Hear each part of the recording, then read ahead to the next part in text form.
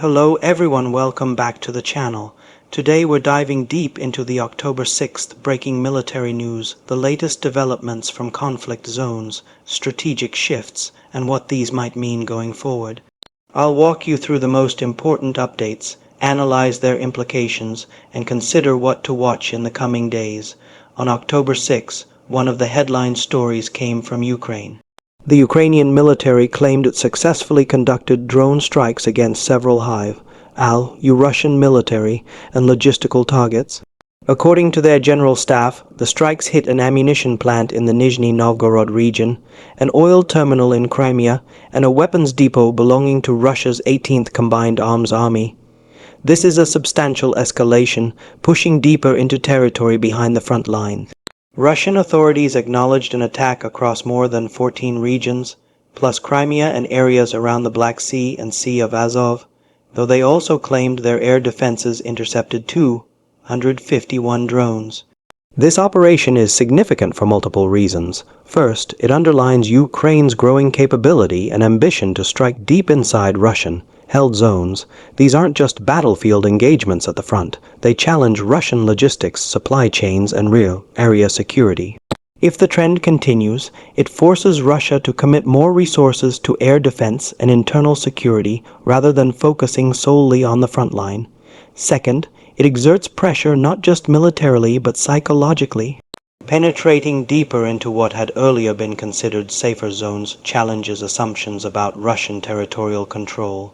We should, however, treat the details with cautious skepticism until independently verified. In past instances, claims from both sides about damage and success have been contested or exaggerated, but the pattern is clear. Long-range drones are becoming a tool of strategic disruption, not just tactical strikes. Switching gears to the United States, another pressing issue unfolding on October 6 involves the U.S. federal government shutdown and how it might affect the military. As of now, the standstill has continued with no clear resolution. What's at stake? By October 15, more than 1 million active duty service members, National Guard personnel, and Department of Defense civilians may not receive pay unless Congress acts or passes special legislation. Historically, military pay has been shielded in prior shutdowns through specific legal protections, but this time, uncertainties remain as political divisions deepen.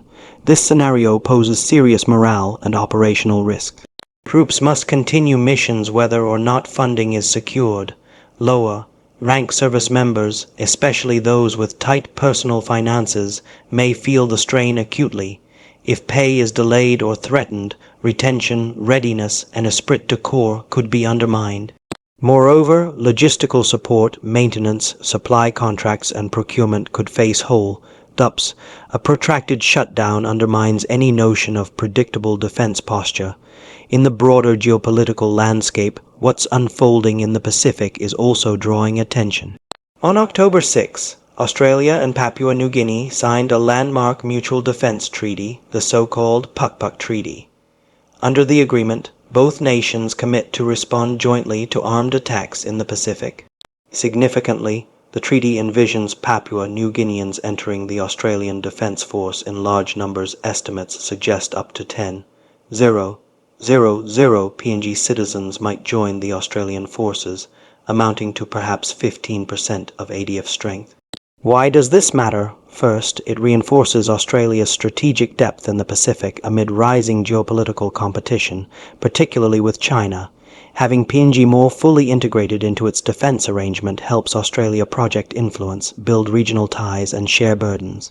Second, for PNG, this alliance offers security guarantees in a region of increasing instability and gives its citizens access to training, resources, and opportunities.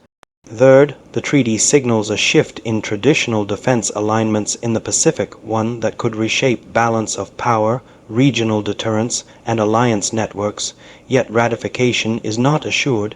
The treaty must pass through legislative processes in both countries, and domestic opposition could arise over sovereignty, optics, or political costs. Observers will watch closely how both governments manage the strategic trade-offs. Returning to Ukraine-Russia conflict, the reported drone strikes reflect a broader trend in hybrid warfare. Drones offer asymmetric advantage to weaker powers, allowing strikes far beyond traditional front lines with lower risk. As these systems proliferate, they force stronger militaries to adapt, improving air defenses, drone systems, intelligence networks, and supplying real area protection. The battlefield of tomorrow is less about massive force clashes and more about distributed precision, logistics disruption, and contested domains from the skies and cyber. Russia, in turn, must respond. Already, it is claimed to have intercepted many drones, but sustaining that over vast regions is difficult. If Ukraine can maintain disruptive pressure, Russia may be forced to divert air defense assets internally, protect critical infrastructure, and shore up supply routes. That means fewer resources for shift forward, reduced momentum, and possibly defensive posture creeping outward. In terms of global reaction, major powers and international observers will assess whether these strikes shift the balance of deterrence. If Ukraine's deeper strikes cause material or psychological damage, pressure may intensify on Russia's political leadership or compel larger countermeasures. At the same time, Moscow may further intensify strikes or reprisals elsewhere. NATO, the EU, and others may see growing impetus to supply more capabilities, air defense, drones, intelligence, and logistics to Ukraine. Back in the United States, the looming troop pay deadline is a flashpoint. Congress may need to pass stand-alone legislation to guarantee military pay, even in the absence of a broader budget resolution.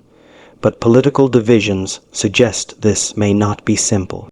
If military pay is delayed, that could become a potent political issue that public opinion might pressure lawmakers to resolve.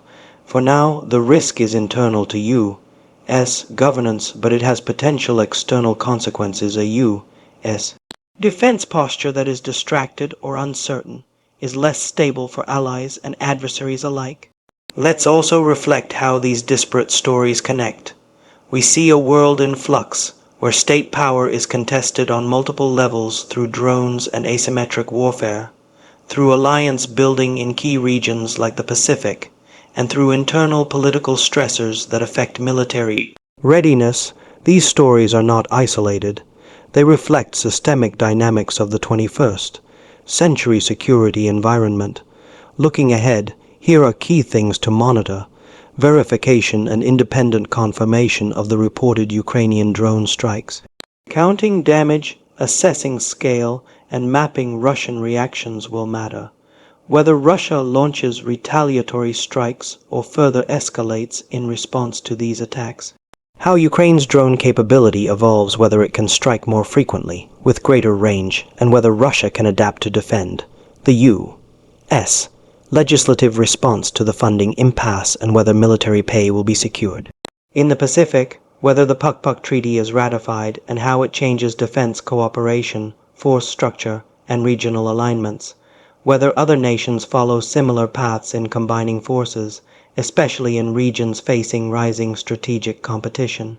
Additional flashpoints around the globe, shifts in the Middle East, East Asia, or elsewhere that might create cascading security ripples. In sum, October 6th's breaking military news reveals a world where conflict is dynamic, asymmetric, and deeply interwoven with politics. Ukraine pushes forward, experimenting with strategies that test conventional assumptions. The U.S. contends with internal budgetary strain that could ripple into its defense posture. Meanwhile, Australia and Papua New Guinea signal new strategic alignments in a region central to the future of global order. That's it from me for this update. If you found this useful, hit like, subscribe, ring the bell so you don't miss anything, and let me know in the comments, which of these developments do you think will matter most 6 months from now?